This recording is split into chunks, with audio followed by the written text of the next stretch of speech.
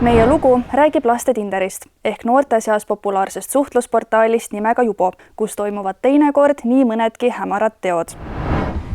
See vend pandi pöllitama ja? Sa ei teagi või? Ei. Tal oli valida, kas ta visatakse Emajõkke või ta pölvitab ja mingi kolmas vend tuli veel määta. Tahan ma saada see video sulle või? Jaa. Kõlab nagu järg filmile Klass, aga tegemist ei ole fiktsiooniga. Tegemist on täiesti tavalise vestlusega sellisel sotsiaalmeediaplatvormil nagu Jubo, mis on siis mõeldud teismelistele.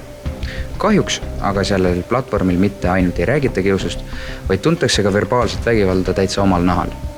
Platvormi Jubo, kus politseile teadaolevalt esineb mitmeid kiusamisjuhtumeid, on nimetatud ka laste Tinderiks, sest sõprade leidmine toimub seal samamoodi nagu täiskasvanute kohtinguportaalis.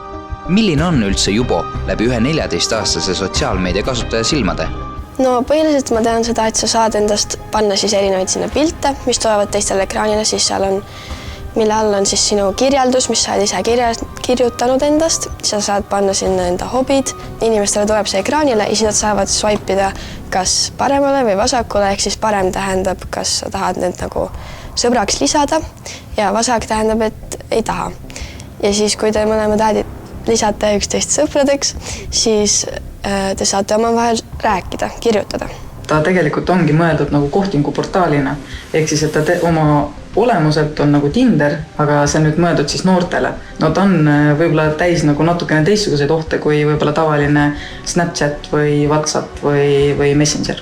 Üheks ohuks nimetab Punak libakontode rohkust, mis omakorda soodustab võimalusi noortele vaimselt haiget teha. Kõik need noored, kes tahavad teha näiteks, ma ei tea, sa soovid kiusata kedagi, et sa teed endale sinna libakonto ja hakkad teise inimesega niimoodi suhtlema, et ta räägib sulle endast võib-olla asju, mida ta ei räägiks enda, ma ei tea, ringkonnas teistele inimestele. Neid nii-öelda saladusi välja pettes siis tehakse noortele haiget. Aga ise sa seal käinud ei ole? Ei, mul pole seda olnud.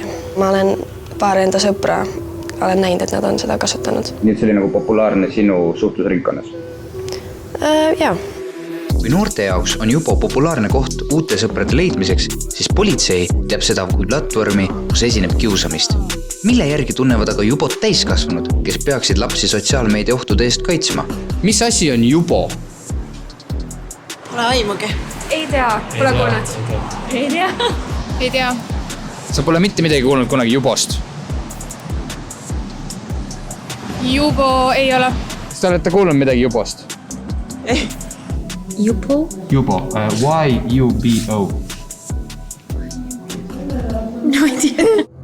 Oleks viimane aeg end Jubost toimuvaga kurssi viia, sest politsei sealsete probleemide lahendamisest enam ei pääse. Minuni jõuab, ma arvan, nädalas korra keegi kirjutab midagi Jubo kohta. Praegu on see selline, mitte kõige levinum, aga kõige enam haiget tegev viis kedagi kiusata on ju see, et kirjutatakse, et ole hea ja tapa ennast ära.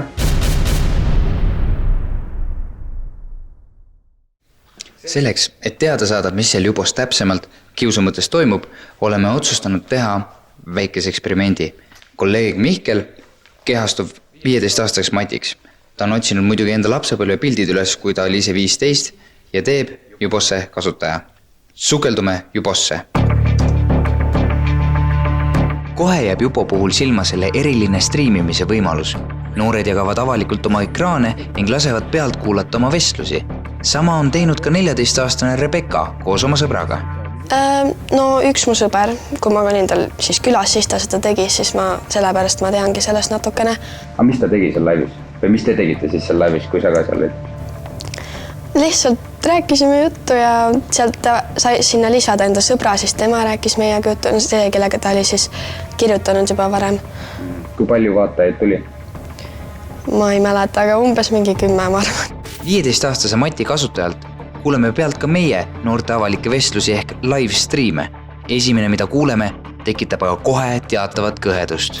Nagu antud hetkel ma siin neiu üritab saada infot, kuidas oma Snapchati konto ära kustutada, aga samal ajal ta jagab oma ekraani. Ja selle jagamise käigus ma olen siin näinud, kus koolis ta käib, ta näitas oma tunniplaani kogemata, ta on näidanud, millised sotsiaalmeediaplatvormide nimed tal on.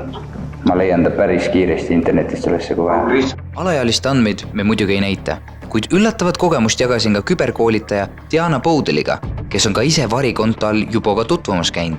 Tal oli tunniplaan, oli Chrome'ina, ehk siis sa saad teada, kus koolis ta käib, mitmenda klassi õpilane ta on. Jaa, see arvuti jagamine, see, kuidas ma ütlen, kui me räägime streamimisest kui sellist kuvari jagamisest, seda kõike on alati võimalik salvestada. See tähendab, et sa võid sealt välja võtta mingit totakat konteksti. Iga stream ongi see, et sa annad materjali teistele, mida saab sinu vastu kasutada. Kui streamimine annab võimaluse teistele liiga teha, siis ei pea Jubo laialdase kiusamise põhjust kaugemalt otsima. Kahjuks ei lähe palju aega mööda ka sellest, kui meie oma eksperimendi käigus kiusamisjuhtumi peale satume. Vaata, kas ta on? Ta vaatab, mis liputab siin. Gei! Ta on tüdruk, tere taur. Ongi keijuputsi, tere mingi PD flag. Ta saab lesbi. PD flag. Mis asja? Mis kiusati siin nüüd või? Me vaatasime su pilte, siis sul oli LGBT lipp seal. Nii, mis ütlesid selle peale? See on kuradi. Lihtsalt saab lesbi. Ja ubjuti pead nahu. See on mul vikerkarre lipp on, nii tähendab, et ma ainult tippi olen, äkki ma olen pii. Lesbi. Ma ei ole lesbi, ma olen pii. Hakkame kõik piiks. Äge on, et sa pii oled. Jumal äge värk. On raske spekuleerida, kui palju sarnaseid juhtumeid Jubos aset leiab ning kui paljud neist on veel õõvastavama sisu ning tagajärgedega.